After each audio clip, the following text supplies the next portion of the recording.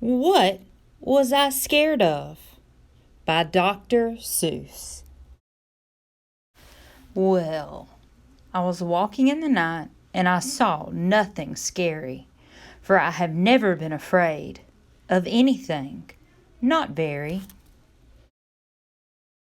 Then I was deep within the woods when suddenly I spied them. I saw a pair of pale green pants with nobody inside them. I wasn't scared, but yet I stopped. What could those pants be there for? What could a pair of pants at night be standing in the air for? And then they moved, those empty pants. They kind of started jumping, and then my heart, I must admit, it kind of started thumping. So I got out. I got out fast as I could go, sir. I wasn't scared, but pants like that I did not care for. No, sir. After that, a week went by. Then one dark night in Greenwich, I had to do an errand there and fetch some Greenwich spinach. Well, I had fetched the spinach. I was starting back through town when those pants raced around a corner and they almost knocked me down. I lost my Greenwich spinach, but I didn't even care. I ran for home, believe me, I had really had a scare.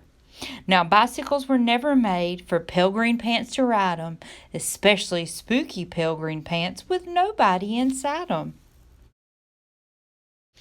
And the next night I was fishing for doubt trout on Rover River when those pants came rolling toward me. Well, I started in to shiver. And by now I was so frightened that I'll tell you, but I hate to. I screamed and rode away and lost my hook and line and bait too. I ran and found a brickle bush. I hid myself away. I got brickles in my britches, but I stayed there anyway. I stayed all night. The next night, too. I'd be there still, no doubt. But I had to do an errand. So the next night, I went out. I had to do an errand. Had to pick a peck of snide in a dark and gloomy snide field that was almost 9 miles wide. I said, I do not fear those pants with nobody inside them. I said and said and said those words. I said them, but I lied them.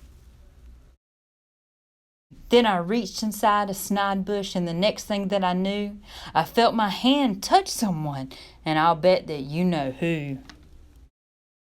And there I was, caught in the snide, and in that dreadful place, those spooky empty pants and I were standing face to face. I yelled for help, I screamed, I shrieked, I howled, I yelled, I cried. Oh, save me from those pale green pants with nobody inside. But then a strange thing happened. Why, those pants began to cry. Those pants began to tremble. They were just as scared as I. I never heard such whimpering, and I began to see that I was just as strange to them as they were strange to me.